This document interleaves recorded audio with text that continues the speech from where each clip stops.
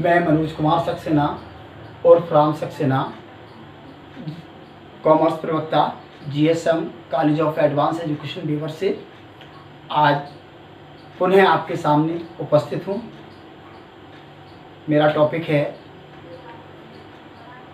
Concept behind gender. ये second part लेकर आज मैं आपके सामने उपस्थित हुआ हूँ। तो कल मैंने आपको बताया था कि कोई भी एंट्री दो बार हुआ करती है, जो एक बार डेबिट होगा वो एक बार क्रेडिट होगा। तो जैसे सपोज करिए कि आप जो है सर्विस के लिए कहीं जाते हैं, आपको दो कंपनियां मिलती हैं। एक कंपनी आपसे कह रही है, जैसे मान लीजिए दो कंपनियां ए और बी।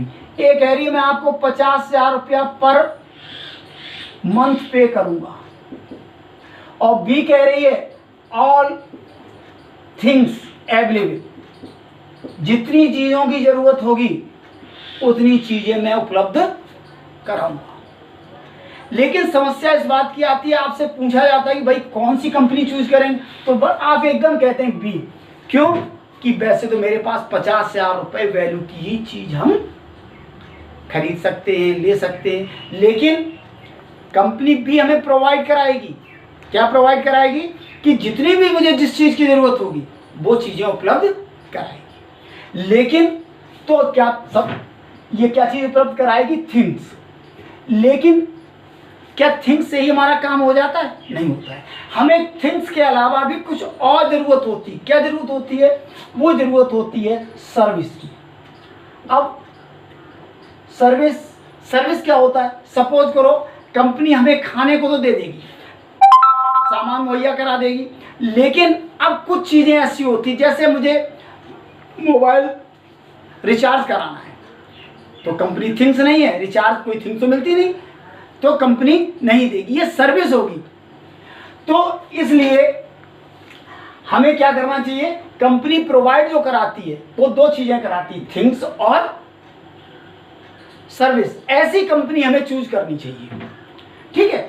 लेकिन केवल थिंग्स वाली कंपनी अगर हम चूज करते हैं तो हमें थिंग्स के अलावा जो चीज़ें चाहिए वो तो हमें मिलेंगी नहीं, इसलिए हमें इस कंपनी का कोई भी उपयोग नहीं। हमें कौन सी चुननी चाहिए?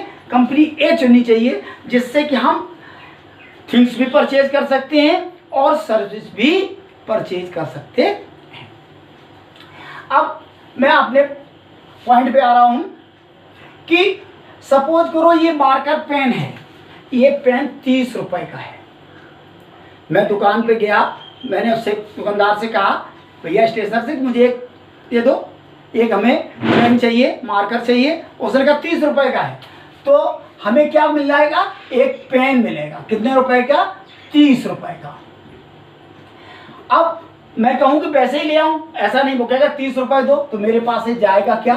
कैश। और कितना जाएगा? 30। मैं जितनी वैल्यू की चीज हम लेंगे उतने ही वैल्यू हम दूसरे को देंगे, चाहे वो सर्विस में दें, चाहे कैश दें, चाहे प्रॉमिस दें। तो अब ऐसे ही हमने एक और सोचा, कंप्यूटर खरीदी। कंप्यूटर के लिए हम दुकान पे गए, उसने कहा कितने का है? 40,000 का है। हम अगर चाहें कि लेके कि हम जो है 40,000 का कंप्यूटर आप पैसे ही ले आए, दे देगा? नहीं देगा। वो कहेगा ठीक है आपको ले जाना है तो आप हमें कैश पेमेंट करिए, कितना? 40,000 हो, आप ले जाइए, ठीक है। तो ये क्या रहा?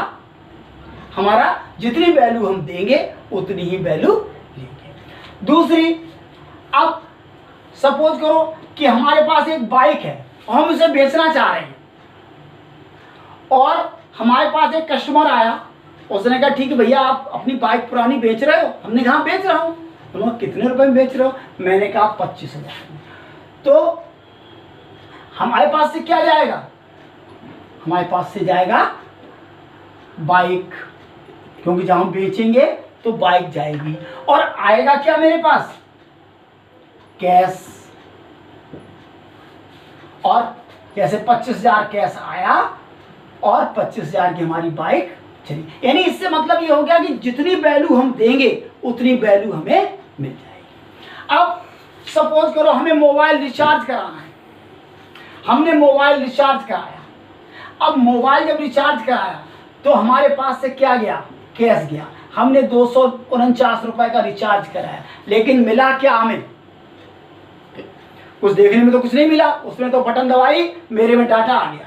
तो जब डाटा आ गया तो हमें क्या मिली, सर्विस मिली। और उस सर्विस का नाम क्या हुआ कि टेलीफोन एक्सपेंसेस। और कितने रुपए का, 249 रुपए की वो सर्विस मिल गई। ऐसे ही हमने मेड सर्वेंट सुना, मेड सर्वेंट, उससे बात हुई हम तुम्हें 3000 रुपये महीना देंगे, लेकिन उसने क्या किया कि हमसे बात हो गई, महीना हुआ, हमने उसे क्या दिया, 3000 रुपये कैश दिया, और उसने मेड सर्वेंट ने हमें क्या दिया, सर्विस दी। इस जो सर्विस है इसे हम किस नाम से करेंगे, सैलरी। ठीक है, तो आज हम यहीं तक आपको बताएंगे कि जो भी हम देते हैं, जैसे हमारे पास आया क्या, पेन आया, पेन आया, कैश किया, पेन अकाउंट दिया 30 रुपये और कैश अकाउंट क्रेडिट कितने रुपए से, 30 रुपीज से। कंप्यूटर खरीदा, कंप्यूटर अकाउंट डेबिट होगा 40,000 से और कैश अकाउंट टू क्रेडिट होगा 40,000 से। ऐसे ही हमने बाइक बेची तो हम क्या करेंगे, कैश आया, cash account debit, bike account credit. ऐसे ही हमने telephone expenses account debit to cash account, यानी कैश अकाउंट को क्रेडिट किया। ऐसे ही मेड सर्वेंट को हमने, मेड सर्वेंट की सैलरी है तो salary account debit to cash account.